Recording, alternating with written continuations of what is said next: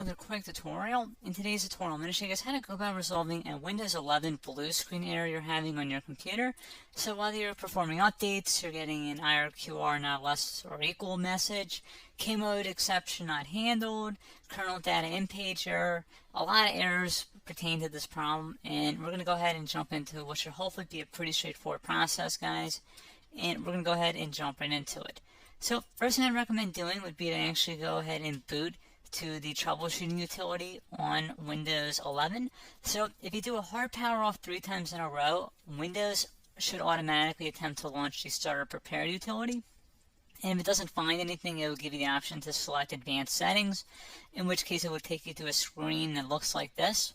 Now, if it does not take you to a screen that looks like this, or you're unable to get to that, you can also download the Windows 10 Media Creation Utility, or Windows 11. They probably will make a creation utility for Windows 11 at some point. And it doesn't really matter, you can actually run the Windows 10 utility on Windows 11 as far as I'm aware. And you should be able to run the troubleshooting utilities built in within it. So you just would go ahead and download it to an ISO file and then burn it to a DVD or USB. It'd have to be about 4 gigabytes or more. It couldn't be a small USB flash drive, and it couldn't be a CD. It'd have to be a DVD. And then you boot your computer from it. So depending on the computer manufacturer, you'd have to tap a different key on your keyboard in order to launch that menu, in order to select what boot drive you want to go off of. So it could be anything between the escape key, F2, F8, F12, for example, and those are the function keys on the top of your keyboard. So you may have to just do a little bit of trial and error. Shouldn't take you more than a couple minutes. Googling it would probably be best before you even begin. But anyway, we're ready to go ahead and jump right into it. So we're on the choose an option page. So these will look very similar whether you're booting from it directly within Windows itself, or if you're plugged in a USB flash drive with the media creation utility installed and you selected the recovery option. So when you are setting up your Windows 11 installation or Windows 10, depending on the drive you're using, there should be an option to repair your computer in the bottom left corner of the dialog window, one of the first screens that comes up. You go ahead and select that, and then it would take you to a troubleshooting screen like you see here. And you want to go ahead and select troubleshoot, reset your PC, or see advanced options. And then there are going to be a whole bunch of options in here that we're going to explore in today's video. The first one, we're going to actually go underneath advanced options, and then select startup prepare, fix problems that keep Windows from loading. So go ahead and select that first.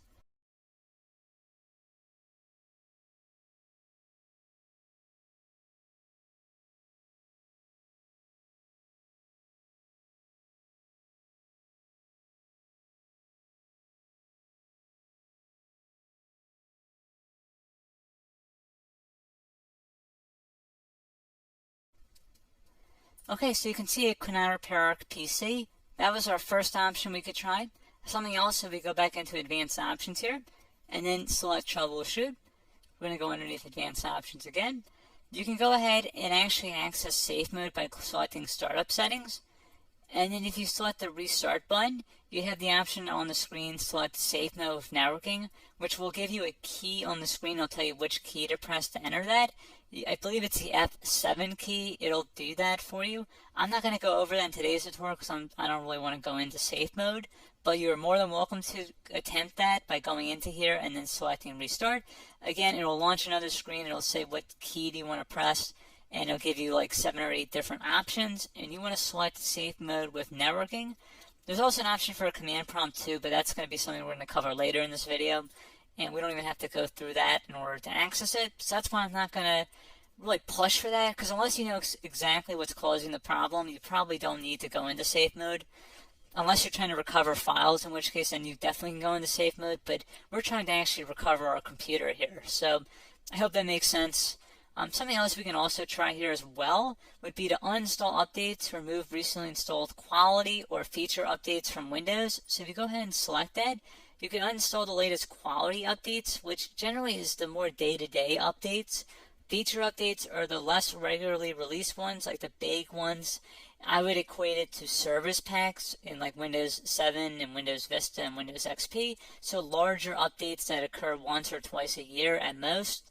And the quality updates are more just a regular update. So probably obviously depend. It'll take longer if you're going to try and uninstall the latest feature update versus quality update, and maybe you don't need to go back that far. So just giving you guys a couple of pointers with that. Something else you can also look at here, and we're going to jump into the command prompt in a little bit, but you can select System Restore, which will use a restore point recorded on your PC to restore Windows. And this is something I would highly recommend here, guys. So select Next. Assuming you have a restore point saved on your computer, you go ahead and select the most recently created one, and you'll select Next, and then you'll select the drive. You shouldn't actually have to select the drive. You can scan for affected programs, but we're going to keep it all default here, and then we're going to select Finish. So once started, System Restore cannot be interrupted. Do you want to continue? And then we're going to select Yes. I don't think we have anything better to do on our computer right now, so just give it a moment here to initialize. It will take a couple minutes to run, obviously depending on how large your hard drive is and how much is saved on the System Restore point. So just give it a couple minutes here.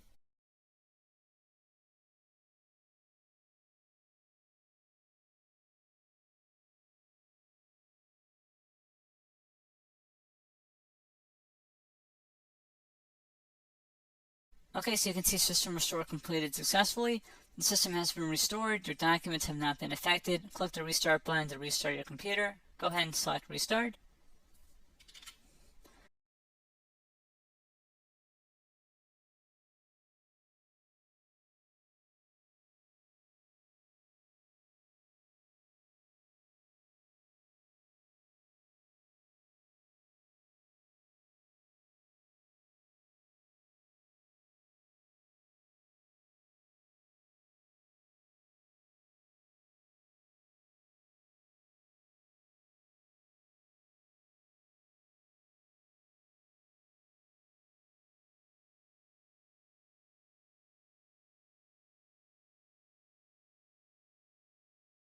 Okay, so you can see the system has been restored successfully.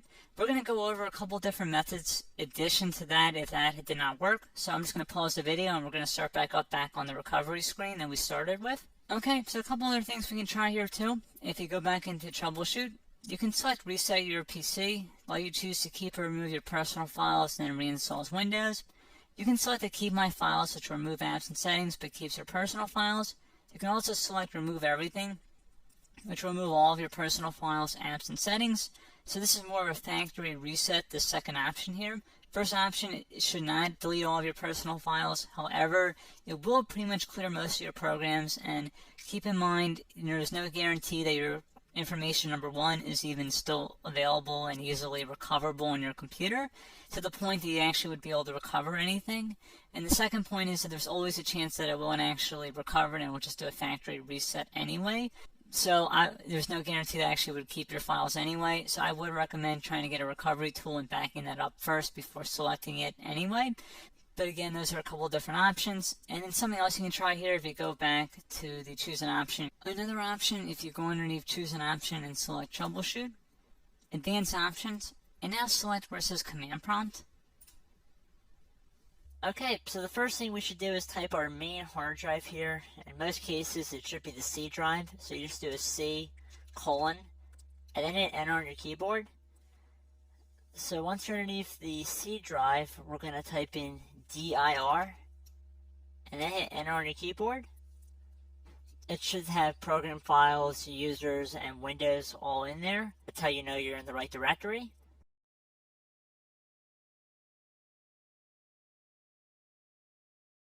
In some cases, it might be the D drive as well, so just keep that in mind.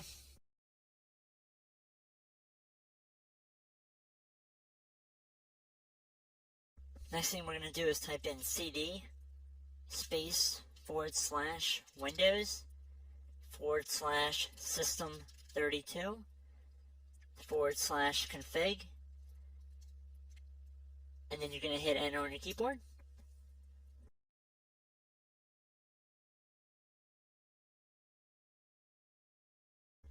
So now you're going to type md space backup. If you've seen other tutorials, it might also say to put down md backup. That's because the backup name is pretty common when you want to back something up. So you can name this whatever you want, doesn't have to be backup. So if you've already made a backup folder in the past, you could do backup 1, for example. So once you're done setting the name you want the backup to be called, hit enter on your keyboard again.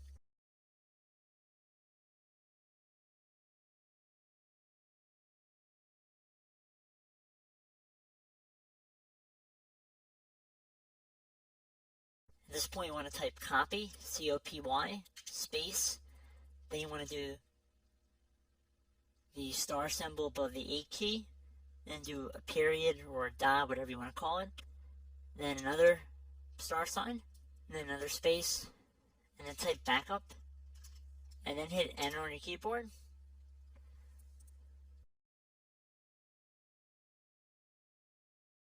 Now you want to type CD reg back, R-E-G-B-A-C-K, and then hit enter on your keyboard. So now that we're under the reg back, so now you want to type dir again, and then hit enter.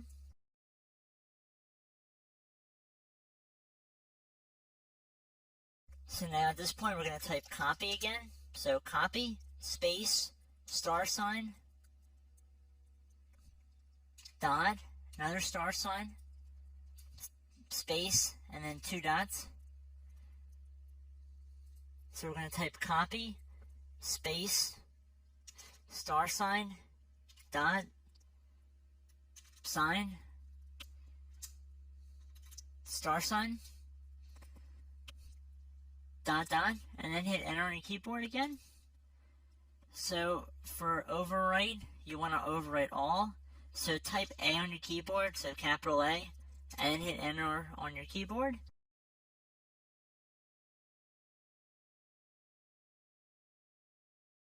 So at this point, you should be good to go. You can close out of the command prompt window. And if you accidentally continue to Windows 10, you should be all set. So I hope one of these 3 or 4 different methods we went through in this tutorial helped you guys out. Again, I'm not sure if you guys heard me earlier, but try to go back into your safe mode if possible and uninstall any programs you know might be conflicting with the Windows startup if you can get into safe mode. So just keep that in mind. Something very simple like that could be blocking up everything. So again, I hope this tutorial helped you guys out, and I will catch you in the next tutorial. Goodbye.